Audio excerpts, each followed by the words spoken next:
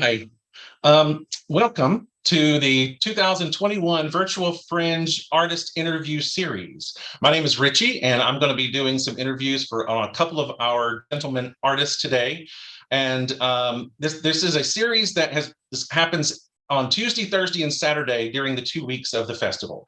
If you missed out on the previous interviews, you can check those out on our Facebook page, and this one will be there as well. So we have two gentlemen who are actually not from Kansas City. They're from Medford, Massachusetts, and that would be Judah Leblang. And then we have a young man from Orlando, Florida, and his name is Beejay Alberton Clinton. And they have two shows that they both wrote themselves, and they both act them out themselves. So they're the performers as well. So let's get to the interview. So I want to ask you both. We'll start with Judah. How did you hear about the Fringe Festival, the KC Fringe? The KC Fringe. Yeah, so I started getting into doing fringes about 5-6 years ago, and one of my good friends is also a writer and storyteller. One of my friends in Boston. Medford is basically a suburb of Boston. My friend Randy Ross had gone out and done the KC Fringe 2 or 3 years ago and had nice things to say about it. And so that kind of piqued my interest. Most of the festivals I've done, the larger festivals, have been up in Canada. I've done, I think, Winnipeg, Calgary, Edmonton, and Regina. And then I had done the Minnesota Fringe about 5 years ago. So Randy told me a little bit about the Fringe, and then COVID happened, and we were looking for opportunities to do, I guess, the next best thing, which was doing something online. And I saw where KC was offering a virtual Fringe, and so it seemed like an opportunity for me. I still want to get to Kansas City. I haven't been there, but in the interim, this was an opportunity.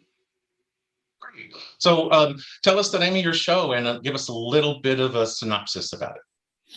So my show is called It's Now or Never, and the subtitle is My Life in the Late Middle Ages. And it's not about the historical Middle Ages. One person who came, that's a piece of my show, actually, a little bit about someone misinterpreting what my show is about.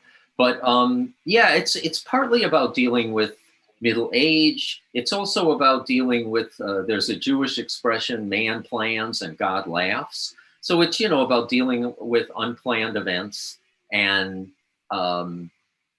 mishaps on the road, and times where maybe I didn't get what I had ordered from the catalog, And the idea of it's now or never, I think, is this idea that the clock is ticking, and the idea of, gee, if I have a dream, I better get out there and do something about it because the clock is ticking. So it's mostly humorous, but there's some more poignant stuff in there too. So Beejay, your show is called Judas. So tell us a little bit about that and what made you think of writing about Judas. So my show is about the last days of Jesus Christ, as told through the perspective of his great betrayer and, spoiler alert, boyfriend. And what made me want to tell that story is it's something that actually the first Fringe festival I've ever went to was in Orlando in 2012. And I saw a show there, and I just started cooking this idea about sort of a love affair between Jesus and Judas and what that would look like. And it's something that I've always just really wanted to write. And then about 2 years ago, I started writing it because for me, it's really important to tell queer stories about queer people and to show like humanity and relationships and romance between queer people. And so I wanted to strip away sort of the divinity of Jesus and just talk about him as a man and what that looks like, and sort of see that through the lens of someone who loved him and who has been vilified for doing apparently the opposite. And I actually did a lot of research for the show, and a lot of the things I talk about are as factual as some of the other things that are in the Bible. So I used a lot of research from the actual Bible itself and from some other texts like the Gospel of Mary, the Gospel of Thomas, the Gospel of Judas. And I put them all through a sort of 2020 sarcastic, gay, a little campy filter and told the story that way. Well, I watched both of your shows. I have to say, I enjoyed both of them very much. And I like the fact that you both had like a humor, but then there was still a little serious aspect in both of them as well. And both were very well done. I mean, the stories were, very interesting. And sometimes you see a show and then it just kind of breaks off and it's hard to follow. But both of you, I was so enthralled in what was going on that I had to get through to the end and see what really happened. So how did you find out about the KC Fringe, Beejay? So my friend Lindsay Taylor, she's the executive producer of Orlando Fringe, and she's been involved with KC Fringe before. So I heard about it originally from her, but also I was sort of looking for other places to send my show. So I just went on the main Fringe website that shows like all the fringes around the world. And I was just looking at places that were accepting virtual submissions because I knew I wouldn't be able to do it in person because of the time slot. And I just really submitted to every festival that was allowing virtual submissions this year. So, and I'm originally from Missouri, so it was nice to be able to, even if I can't be there in person, it was nice to have a show there. Was Judas, did you actually set it up to be performed in front of an audience, and have you ever done it in front of an audience? Yeah, so the original script was written to be performed live, but I sometimes find that it's hard for me to translate theater through a lens because it's, a live medium. So I was trying to think, how can I restructure this to make it work for a virtual audience? And I actually am a content creator on TikTok, and so I'm pretty used to talking to a camera. And so I just decided to incorporate something else that I do to tell the story. But yeah, at Orlando Fringe this year, I got to do it in person for the first time, which was how I always wanted the world to see it. I'm really, really proud of this virtual version, but the way that I wrote it was to be seen live. So I was really happy that I got to do it at Orlando Fringe this year. It was a crazy success. It sold out every show. I won Best Original Screenplay or Best Original Script, Patrons Pick. Like, it was a really successful endeavor, which is great because it was a long journey to get there after COVID, because it was supposed to be done last year and it got canceled. And so it was really an amazing experience this year. So Judah, tell us about how you over time thought about the story and came up with it, because I know the thing is you are a writer and you've spent a lot of time writing different stories, but how come this one came about different from your other types of stories? Yeah, so this I'd always kind of had this dream of wanting to do performance, but I'm not trained as an actor. I thought of myself more as a writer. But my writing it's all been like memoir and personal experience. So, and I often would do readings. So basically would do storytelling, but I was usually working with text. And, but when I turned 50, I wrote this show called One Man's Journey Through the Middle Ages, which was kind of around that milestone and around some of the things that happened. Like I lost about half my hearing suddenly before I turned 50. And that was not on my to-do list. So this show was kind of further adventures in aging. I wrote it around turning 60. It also deals a little bit with, with wanting that significant other, wanting the boyfriend, the husband or something. And that hasn't, not to give away too much, but he hasn't shown up at least in the package that I ordered so far. But there's a lot of stuff. The show also deals with, dealing with the inner critic. I have a pretty vociferous, opinionated critic, who is like maybe a lot of people, much more critical about my work than he is about other people's work. So it's kind of playing with that, and so the pieces kind of developed, and for me there were a couple themes that tie them together. One is, kind of trying to make it as a writer, or am I a real writer? One is Father Time and the ticking clock. and some of the stuff that's gone on with my body, which goes along with, for most people, I think, with the aging process. And then there's kind of that whole thing of like, you know, mishaps on the road and stuff that happens at Fringe festivals or other places where, you know, you never know exactly what's going to happen. Yeah, so I kind of wove those together, and I worked with a director in Boston who has developed several one woman shows, one person shows, and she was very helpful for me in taking my, you know, working on taking my stuff off the page, and taking, one of the challenges for me was taking up more space and really physicalizing things. And so, yeah, it was very helpful for me to work with her in rehearsals. I worked on it, I wrote it and worked on it over a period of, I don't know, probably about a year and a half.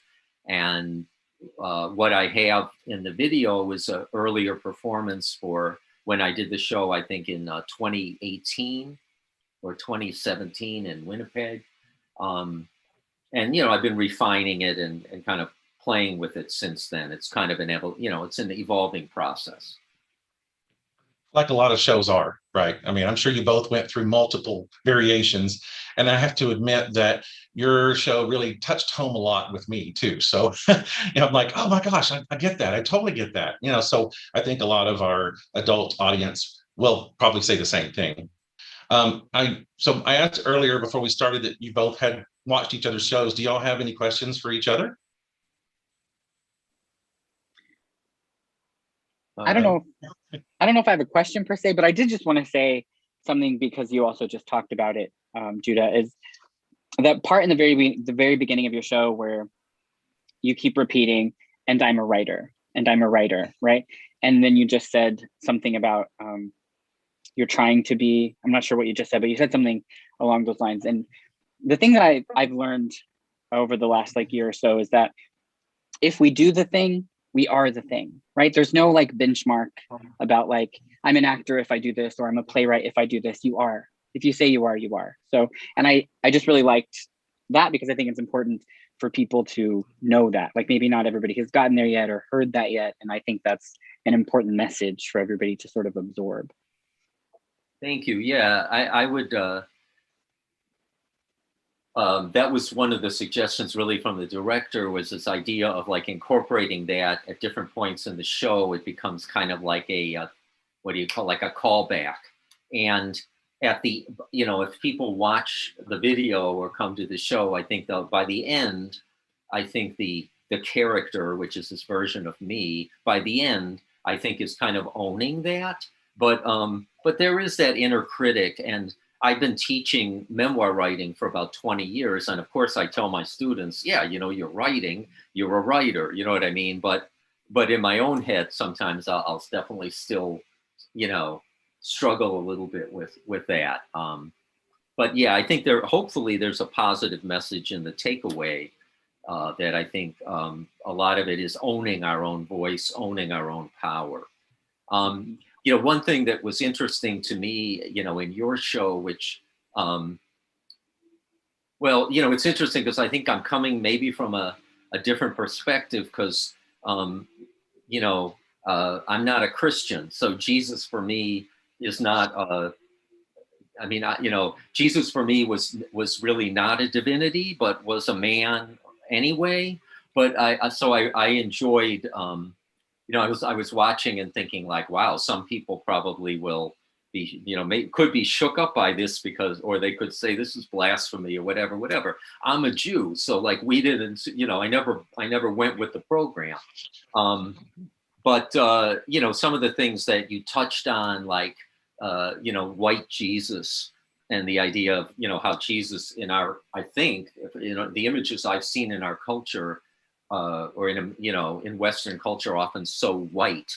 And it's, you know, I remember reading the autobiography of Malcolm X like 25 years ago. And that was where it really like came up for me. He makes a point of, you know, obviously, you know, Jesus was probably not white, or at least not how he's depicted. Right. And, you know, there's a lot of stuff that was funny, but also really, you know, made me think.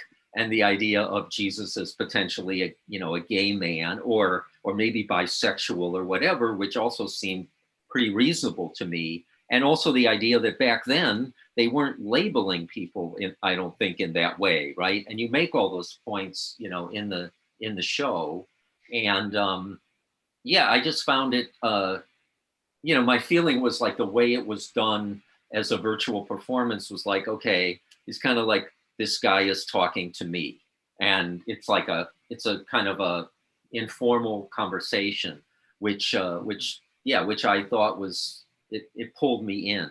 One thing I guess I was wondering about, I really liked the where you go into like a animated version of yourself, kind of, and I guess I wondered how you came up with that and maybe why you decided to go into animation like at that point in the show. So when I was tackling this version of it, I had to sort of put it through two filters. I had to put it through like, this is a play, this is a theatrical performance, but I had to put that through the filter of, I am a YouTuber. So how would a YouTuber tell this story? And so in the live version, there's a lot of silence. There's a lot of like me, like letting things absorb, but a YouTuber would never do that. They would always, like if there was like a moment where you were crying, you would cut it and you'd start again. So in the live version, that scene where I'm drunk and I'm telling Jesus I love him, I act that out. But in a YouTube version where I'm sitting down telling a story, I couldn't really, I was confined to my desk. So the best way for me to do that was to like play with editing. So I just like made that sort of animated thing to add something so it wasn't just me sitting at a desk the entire time. And also thank you. Also just to say, I'm also not really a Christian, I wouldn't say.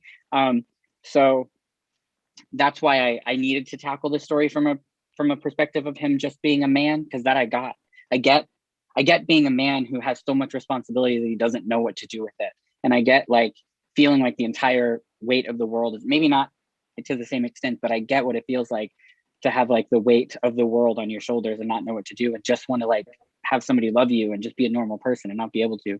And so that's why I needed to tackle it from sort of that perspective, because I don't think I could have pulled off the sort of spiritual side, because I grew up Southern Baptist in Missouri, but like it, wasn't, as a gay boy, what do you connect with that really, So true.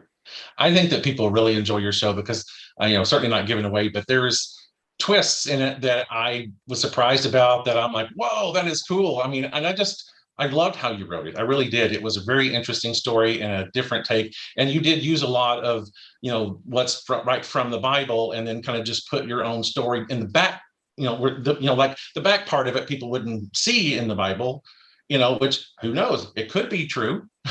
and, and the reasons why Judas did what he did. There really is a great perspective of that. And I really, really enjoyed your show. And I recommend both of your shows because, they're both good. They're well written, well done, humorous, and you've got a little of the serious in there. And I really think that people would really enjoy seeing both of your shows. If you guys have anything to follow up with before we finish up? I guess one thing I'd like to say, because I didn't mention it as like a theme in my show, but I mentioned the aging and things like that. But one of the things that I touch on in the show is, is that experience of losing my hearing. And there's a certain irony there because I taught deaf kids and I was a sign language interpreter when I had normal hearing. And I got out of it. And then, like 10 years later, all of a sudden I lose, I'm hard of hearing. And so that's been interesting. And I think that when I do the show now, there's another piece which is not in this particular version, where I have a piece about this connection I had with my only uncle growing up, and he was born deaf. So there's all this thing in my life about hearing, the lack of hearing, having a voice, not having a voice. And I don't know, I think whether people resonate with the hearing or lack of hearing thing, I think this idea that inevitably, whatever age you are, whether you're 25 or 40 or 60 or 80, our bodies are constantly changing over time. We have to make accommodations and work with that. And I think that's I don't know, I think it's part of the human condition, and we can find humor in it, but sometimes it's also kind of challenging. So, that's kind of woven in there too.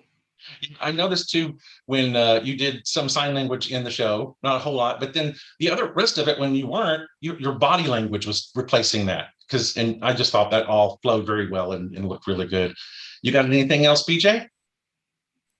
Yeah, I guess I just like to say that I hope that anyone who may be put off by the idea of my show, thinking that it's going to be some sort of blasphemous, Jesus is terrible kind of thing, I hope they give it a chance, because I treat Jesus with so much love in this show, because Judas loves Jesus, and Beejay, loves what Jesus represents as a person, and I never make fun of that, and I never belittle that. I may belittle religion as a whole, but I don't ever like make light of Jesus. So I'm hoping that if you're not sure about my show because of religious reasons, you'll give it a chance. I've had a lot of deeply religious people see the show and still be moved by it. So I'm hoping you give it a shot. I agree. I think it's for all people, no matter how religious or, what your beliefs are. I think they will enjoy your show. They really will. And you did. I totally agree. You treated him with the utmost respect. And I don't think anybody could have anything negative to say about that. It was a great show. Both of them were. So I appreciate both of you guys for joining me today in the artist interview series for the Fringe Festival. And just everybody let you know, if you want to see the past ones, look in our Facebook page. There was one on Tuesday night and one on Thursday. So you can go back and review those. This one will be on our Facebook. And next week, there will be another set on Tuesday, Thursday, and Saturday for next week. Go to kcfringe.org, get your tickets, and see the shows. Thank you all. Appreciate you for joining us tonight. Thank you, Judah and Beejay. I appreciate it very much. And we'll see you soon. Thank you. Thank you. Bye. Thank you.